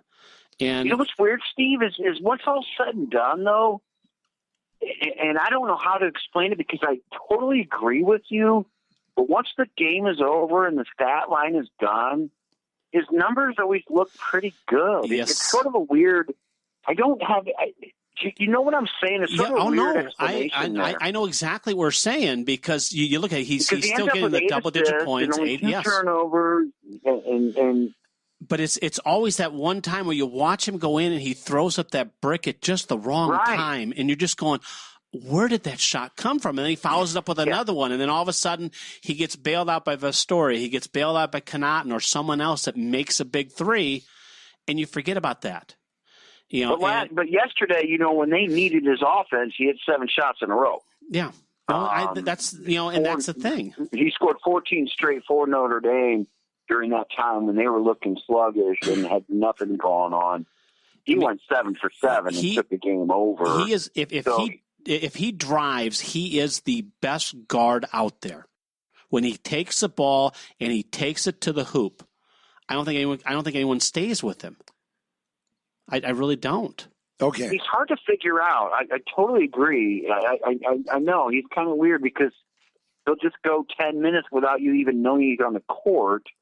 And you wouldn't expect that from a first-team All-American guard. I know what you're saying. I get frustrated with it, too. He wants to keep his other guys involved. I get all that. But, sometimes I think it takes him too long to realize, hey, this is my team. It's time for me to go. I'd rather him get 24, 26 points and 6 assists than 20 points and 10 assists, I guess. Okay, now we're gonna totally switch gears, because we gotta let you go, and of course, this will be the gear switcher question. I gotta throw this at you. A gear switcher. Put the gears in. Yeah, I want to see where you would go with this. Who would you rather be? Which Big Ten school would you rather be right now? Michigan State in the East, where the biggest threat you have is Villanova and Virginia, which Virginia you're going to have a shot to take out Sunday? Yep. Or would you rather be Wisconsin, where across the bracket you're looking at either Arizona or Ohio State, and you still got to get through North Carolina to get to them? I think just having a win under my belt, I think I would definitely take Michigan State, and they look great today, didn't they, guys? Mm-hmm. Another team, peaking. I always gripe about Mike Gray. He has great regular seasons, and his teams look like crap during the postseason. So it's just the opposite. Yeah. I love the look of that team, and to be honest with you, that Arizona bunch, they look like a nasty pain in the butt. And so I'm just, again, I don't know a lot about Villanova, but like Steve said, didn't play in a real powerful conference. Right. I think I don't mind where Michigan State's place is. I think they could make a deep run, no doubt about it. Yeah. So to answer your question, I would definitely be more Sparty. Yeah. Than Wisconsin, to be honest with you. You know what? Everybody keeps telling me how great Wisconsin is, and maybe again it's that sort of style of play that I don't like. Well, they're big, strong. When I watch those defensive teams play and they're boring and whatnot, they always win, but Virginia, maybe they just look vulnerable because they don't really blow teams out. I mean, maybe that's it, you know. Right. So I would choose Sparty over Badger. Well, and of course, you know, when you got Izzo, who is a perennial, postseason coach, winner. Yeah, the dude just knows how to get his teams ready for the NCAA playoffs. They always seem to look so good in March, and it's going to be a lot of fun to watch. I cannot wait until this weekend, and then next weekend it's just going to be so exciting. Anyhow, Todd, we got to run, and dude, just keep up, and of course. We will be keeping up with you on thefanindiana.com and, of course, on your Twitter handle at Todd Burlage. Todd, thanks for being with us. Guys, I really appreciate the time. Thank you. Have a good one, Todd. Thank you. All right. All right, take care. All right. And Todd, of course, joined us on the XERS streaming radio hotline, and we will have... Speaking of switching gears, we're going to be switching those. We're going to be switching them right. We're going to NASCAR. shift it. We got to shift it into gear. Yeah, we're going to be shifting it right to NASCAR here in just a minute with Josh Briggs, and that is coming up right on the other side of this.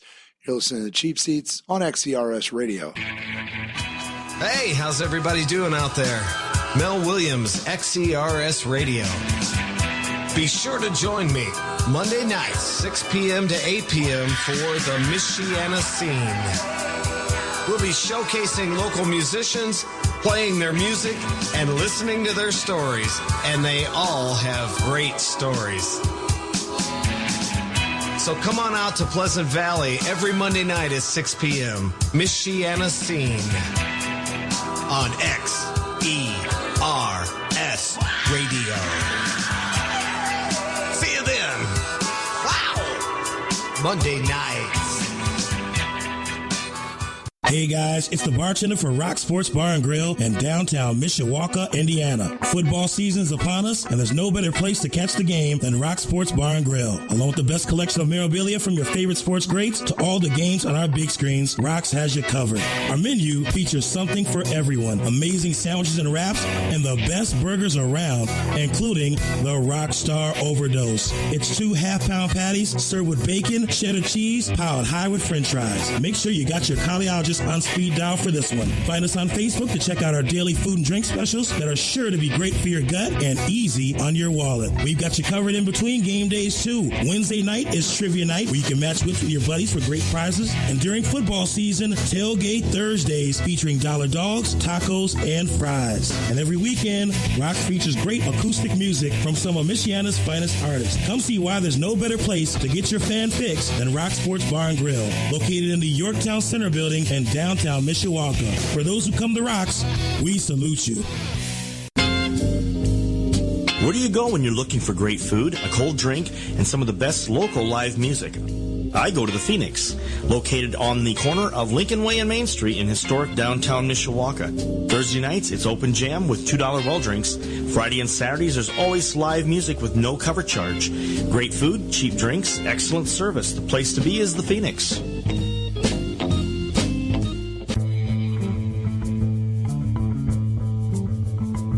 Danielle Slav from Cheers Pub here. If you're looking for the best live music in Michiana, Cheers Pub is for you. Established in 1982, Cheers has become a well-known venue featuring local, regional, and national acts. Hard rock, metal, indie, and classic rock music is featured weekly on our newly remodeled stage. We have karaoke on Wednesday nights, drink specials nightly, 4 Horsemen Pizza, and a full menu to curb your appetite. We're open 3 p.m. to 3 a.m. Monday through Saturday.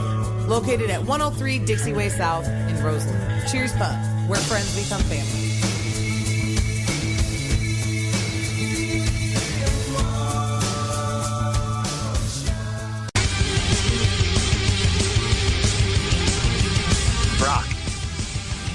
And we are back. You're listening to Cheap Seats on XERS Radio. Of course, if you missed any of the show...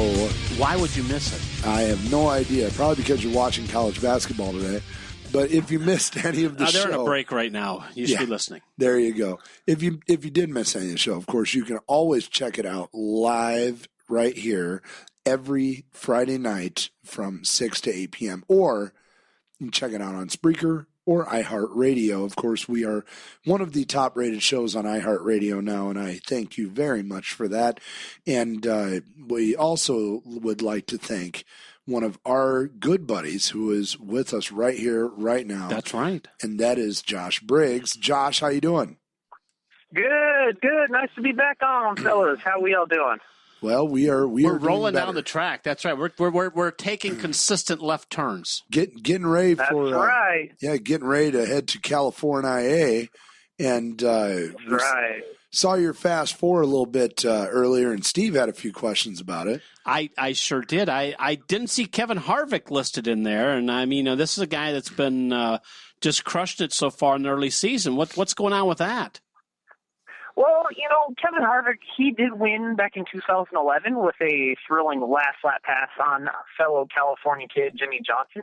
But, judging on how the Fords have done at California Speedway, I think a Penske car is going to take the checkers this weekend. So I think it's Brad Keselowski's turn. So he's going to bring the Blue Goose to victory lane this weekend. How about that? The Blue Goose. The Blue Goose. I thought I said goose at first. I'm going to go, my God, he's going to goose that engine or something there. Get the deuce. No, that's Grey Goose, and you've been drinking it the whole show. I'm sorry.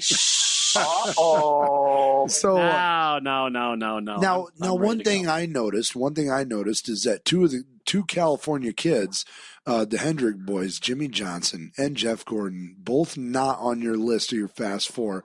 Kind of surprised that you didn't go with either of the hometown boys, but you did have an opinion on that. Yeah, and Jimmy Johnson, I think he can sneak in there maybe. I know he'll have a good run. He's been very strong at California in years past, ever since his rookie year in 2002. And if you very well remember, he won his first ever Sprint Cup Series race back in 2002 in a dominating fashion. And he's won a lot of races there ever since. He's won 6 times. So, hey, if he wins again, I wouldn't be surprised. But, I think it's Brad K's turn this weekend.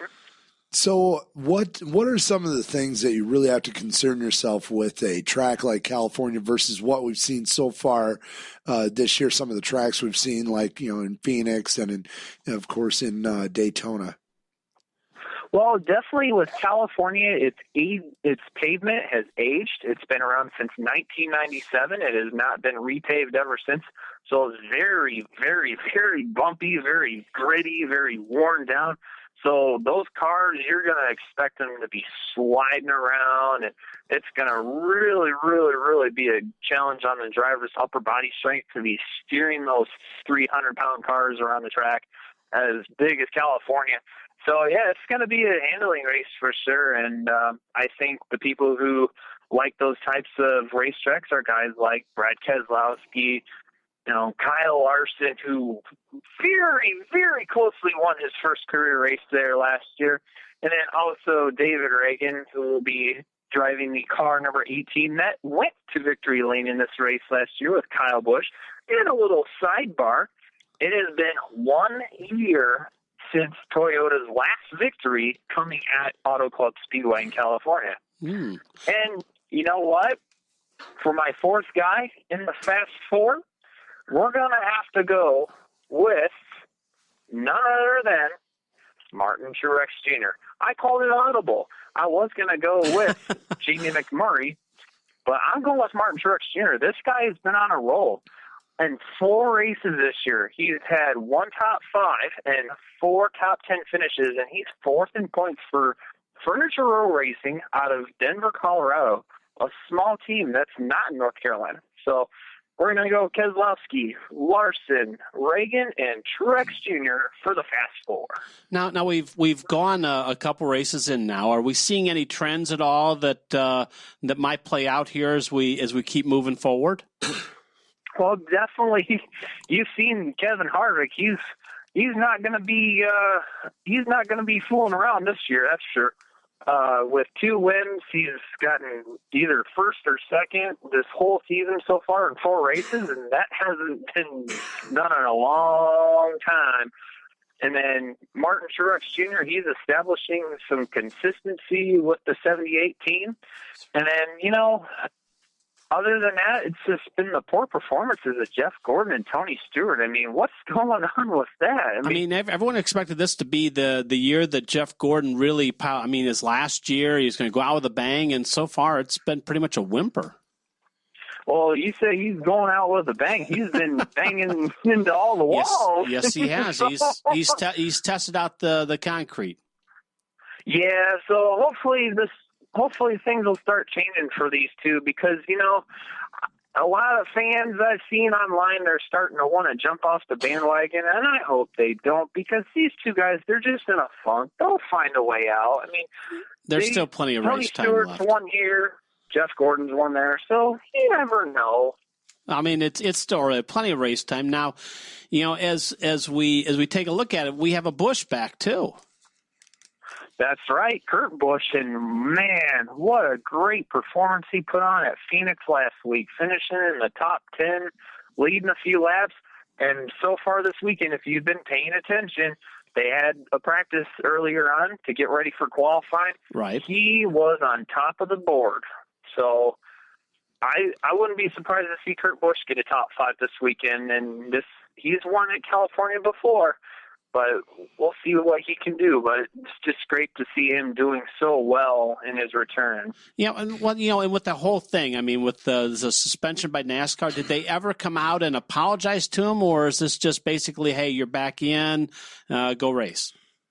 Yeah, it's basically like what you said. You're back in, you got what you got. So I'm really, really surprised that they didn't say anything or react about how they were so quick to judge Kurt Busch, but, like what you said, it's just like, hey, you're back, you're racing. So, but they did put him on probation, which is understandable. Right. So, I mean, I think he'll be fine. I mean, do you see him pushing any buttons back at them at all? Nah, I don't foresee it. It's something that we'll have to keep our eye on in the weeks to come, and you'll find out. If I see anything, you'll be finding out on my pages, and then I'll be putting it on your page for sure. Fantastic. Now, do you think that NASCAR would have been a little more prohibitive to have condemned, suspended, and then subsequently put on probation another driver other than Kurt Busch, or do you think this was done? I guess I'm asking. Do you think this was done as swiftly and as harshly, mostly because of Busch's reputation coming into this last incident? I definitely think so. Yeah, you're definitely right on that one, Steve. They judged on his reputation, and I think they looked at other sides of the ball, like with the Ray Rice scandal and then they took into account the female following of the sport, and so they had to react swiftly, and I know I admitted too in my last vlog that I was quick to judge even, and I apologize for that. I should have let the voices be heard, but you know what? Let Kurt Busch go race. He's proven himself worthy, and I think he'll continue to do that this week. Oh, that is awesome stuff. And, of course, Josh has a video blog that he does every week. A very week, good one. And it is a phenomenal video blog. And why don't you tell us a little bit about that and where we can see it? Okay, guys. So every Sunday, you'll be catching me doing my race wrap-ups every Sunday night. Facebook.com/JBriggsy14, Twitter.com/JBriggsy_14. You can also find me at Snapchat at JBriggsy14. And you know what? Don't miss these guys. Steve and Steve, you can't forget you guys. So that's right. Go racing.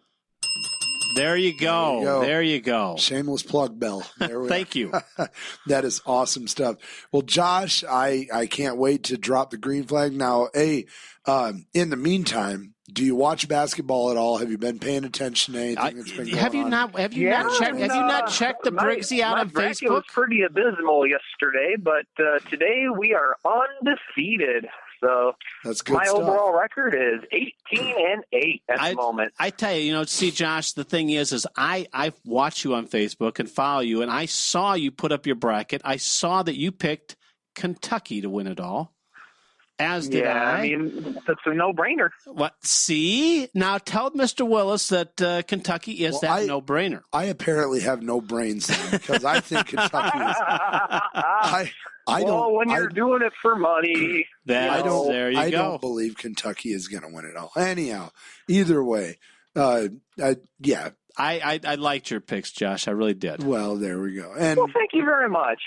And of course, we really love your NASCAR picture. Yes. And we are ready to get to racing with Josh. And Josh, brother, I can't wait to talk to you next week. All right, you guys, it's Martinsville next week, so get ready for 500 laps of beating and banging. There you go. Right, sounds good. And Josh, thanks for being on, man. We'll talk to you later. All right, you guys take care and have an awesome night. All right, you too. You too. Thank you, Josh. Josh Briggs with us on the hotline. And, man, I'll tell you what, dude, you want to I have not been the biggest of NASCAR fans, but dude, I'm into it now. Josh is growing on me. He is. He is always so happy. He's always so excited. He loves NASCAR. He is the most positive person especially in sports world, because we're always a little cynical. I swear. My God, he is so upbeat, man. He couldn't give you bad news and make you mad. No, I watched the video blog. Josh, if I ever need to issue somebody a summons, I'm going to have Josh hand it to him. Because seriously, they're going to walk away smiling. Yes, they will. The dude is he's always a pleasure to talk to. I always have so much fun. Anyhow, just to kind of get you guys updated, Maryland ended up pulling that off. 65-62 is the final. At the half, Oklahoma State is up 43-39, and Duke and Robert Morris. Morris. Yeah. Did they bring the whole team or just Robert? No, just Robert. Okay. It's just one guy. Okay. Robert Morris, Duke, they are going at it. 3 minutes left in the first half. Duke up 39-22, so it looks like they're handling Robert Morris pretty well. They're handling Bobby. And then Iowa and Davidson just started. 7-5 Davidson right now. Yep. So that is I think that's pretty much going to wrap up the rest of the night, isn't it? I don't think there's any late games, is there? What in the NC? Oh gosh, you want me to go over the games coming up? Because I will for it if you'd like. Oh, we got Providence and Dayton coming up tonight, and then you got Oklahoma, you have Albany, Oklahoma, Wisconsin plays Coastal Carolina, St. John's, San Diego State, which should be a good one. Oh wow, yeah, Gonzaga, I'm North totally Dakota not State, seeing some of those. and Providence, Dayton. They're still San Diego State. Yeah, San Diego there's State, St. John's. Yeah, there's still. Gosh. 6 games that haven't tipped off yet? Yeah, I don't even know what I was looking at. That's crazy. 5 games, excuse me. So you still got you said 8 games. Gonzaga and North Dakota State. Yes, I did. Yep. And then the last one is Dayton Providence. How far do you think the Zags are going to go in the South?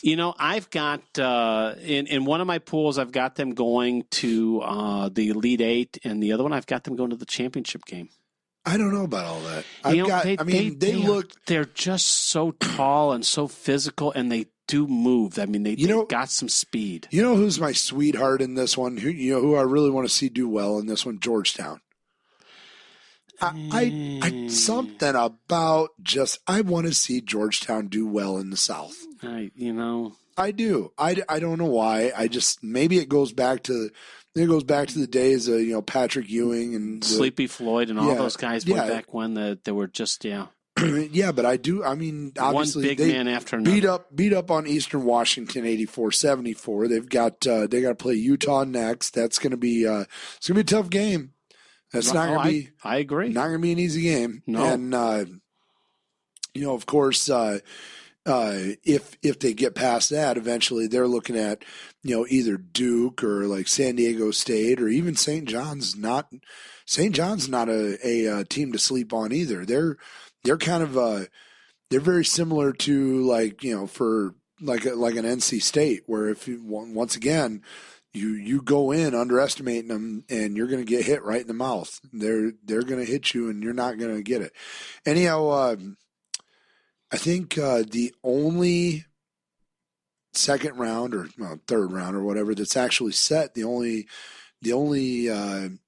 bracket that's actually set is the Midwest, and that's the matchups there are Kentucky, Cincinnati, West Virginia, Maryland, Butler, Notre Dame, and Wichita State, Kansas. Obviously, the two games that you and I are paying attention to, yes. Butler, Notre Dame, and Wichita State, Kansas. I think those are going to be two great games.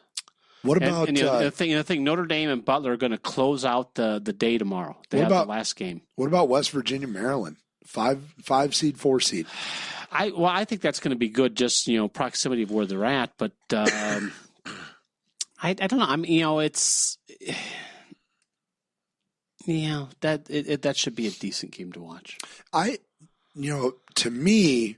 I'm not a big Maryland fan, and West Virginia really hasn't done anything for me either. The Terps, though, this year are just so they've played so fluid, and I think it was they got robbed at a 4 seed. I honestly thought they should have been a 3 so too. seed. But I mean, they played so far over their heads this year, but they've consistently done that through the whole year. But see, that's kind of been West Virginia's things too. They've kind of played over their skis all year, and they've been better than what I think their talent level really is. And so now that they get into this game versus Maryland, I think this may end up being the point in their tournament life when they start realizing that, oh, by the way, your talent is here, right, and you're playing way up here.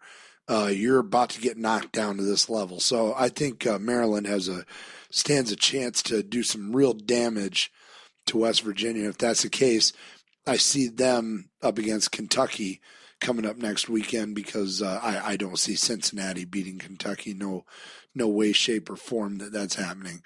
I think next weekend, Sweet 16, may end up looking at Maryland and Kentucky to play what I think is going to end up being Notre Dame and Wichita State. Yeah, I think that's what I mean. That's going to be such a great game to watch too, wouldn't it? Which one? Notre Dame, Wichita State? Yeah, Notre Dame, Wichita State. Oh yeah. I mean, you talk about the two guards, the guards on both sides going against each other. I mean, that's going to be phenomenal. Just ridiculous. And what's really funny is if Maryland does make it versus Kentucky, I think. I don't see Kentucky losing to them, but I do see Maryland making a game of it. You mean Maryland? You mean Maryland? Maryland? I'm talking next weekend. Oh, next weekend. Yeah, next weekend. I see Maryland making a game of it. They are good enough on the interior that I think they can play in the paint. I think they can do some real damage. Yeah, that.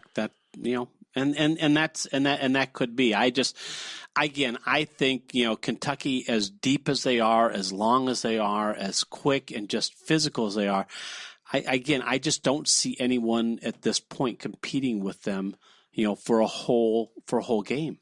I really don't. No. But that's why they play them. Yeah. We talk about them.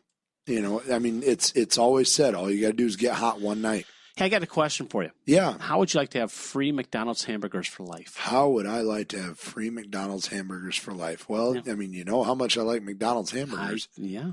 Very much so. I don't know. How would you like free McDonald's hamburgers for life? I'd love them. Why do you ask? Someone has them. Are you going to give them to me? No, someone has gotten them. I want them. A rookie in the National Hockey League. A rookie in the NHL.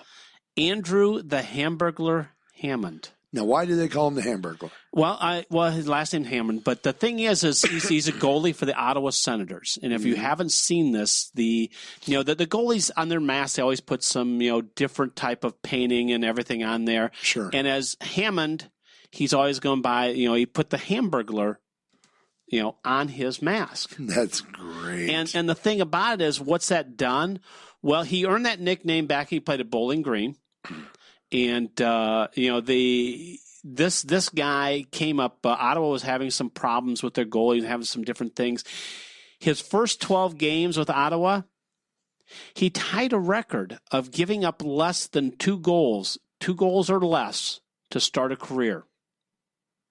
And, the hamburger craze went crazy. The Senators gave away 10,000 hamburger masks at a game. McDonald's, they didn't come up with a nickname. He had it before. They hadn't even used that advertising ploy in a long time. But here comes the Hamburglar. Ottawa gives away 10,000 hamburger masks. They also, McDonald's sponsors a Big Mac minute in their game where if the Senators score a goal within the designated 60 seconds, they get a free burger. So what's this mean to McDonald's? They figured that right now McDonald's has gotten no less than $1 million of sponsorship value through this. This is like, remember back when it was Linsanity with Jeremy Lin? Oh, yeah. This is what it's like. And, what McDonald's did is said, hey, guess what?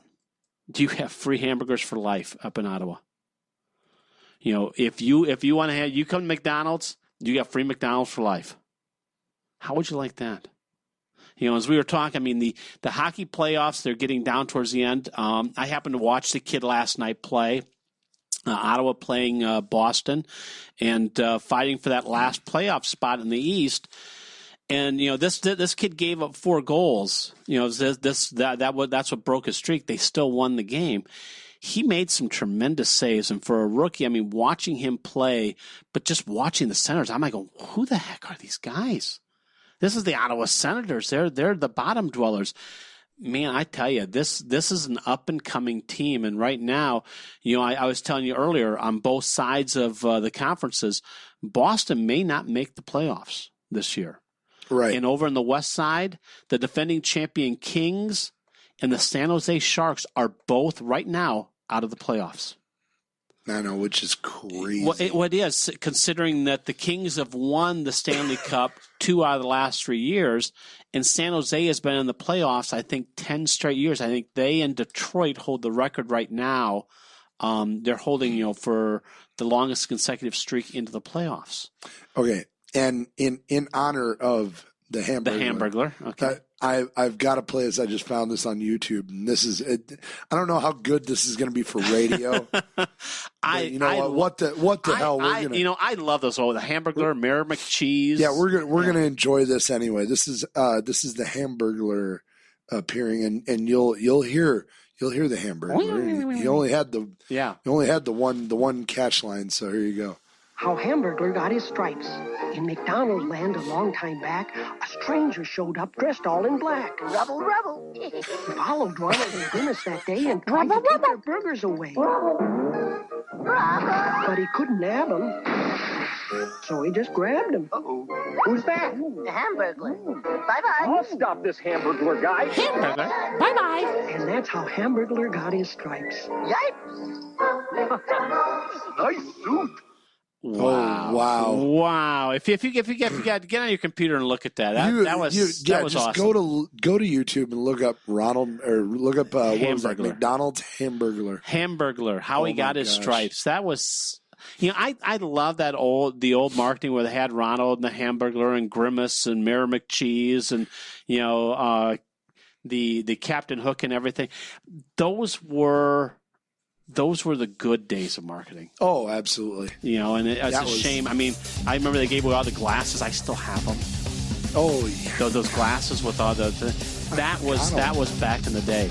Now we talk a lot of college basketball, but of course the NBA coming down to playoff time, NHL coming down to playoff time, baseball Baseball, we got to talk next week. I know we got to fit in with Todd and with Josh and NCAA, but baseball starts in less than 2 weeks. Oh, I know. Baseball. Opening day is God. Opening night is the 5th. And of course you and I are going to have to get out to Four Winds Field because we're going to have to watch the South Bend Cubs play. Absolutely. We're going to be at Four Winds Field and I think it's very soon. I think it's going to be like sometime in May. We're going to work on that. And I cannot wait. No, it'll be excellent. Warm weather, baseball, hot dogs. Beer, hot dogs. And I'll have my voice back. Yes, you will. Yes, you will. Oh, just enough time to go. Oh, God, here we go. And I brought you a special paper today, too. Yes, I saw that. That is wonderful. This is from April 19th, 1998, the South Bend Tribune. On the cover, the Colts grab Peyton Manning in the draft. That is crazy. We talk about a rookie pitcher in Chicago, Kerry Wood. I remember when he got his 20 strikeout game. Oh, I watched that, yeah. And Autry Denson, who's now a coach, they're still talking about him in the backfield at Notre Dame in this paper. This was one of my employees brought this to me. This is something that I tried. Just unbelievable. And the 5th round pick was the 5th pick of the draft was by Chicago. Who'd they get? Curtis Enos. Yes. Oh yeah. And the 12-year-old in me still laughs at that name. Anyhow, as does the 53-year-old in me. Yes. Anyhow, that's it's going to pretty much wrap it up for us. Of course, we'd like to thank Josh Briggs and, of course, the Todd Burlage. Yes. And we are going to get you out of here and get you back to college basketball or music or whatever it is. Or just listen to the replay of us. Yeah, or you can just listen to the replay. That's right. iHeart, Spreaker, whatever you want. Either way, for Steve Detterman, this is Steve Willis. You guys have a good week. Good night.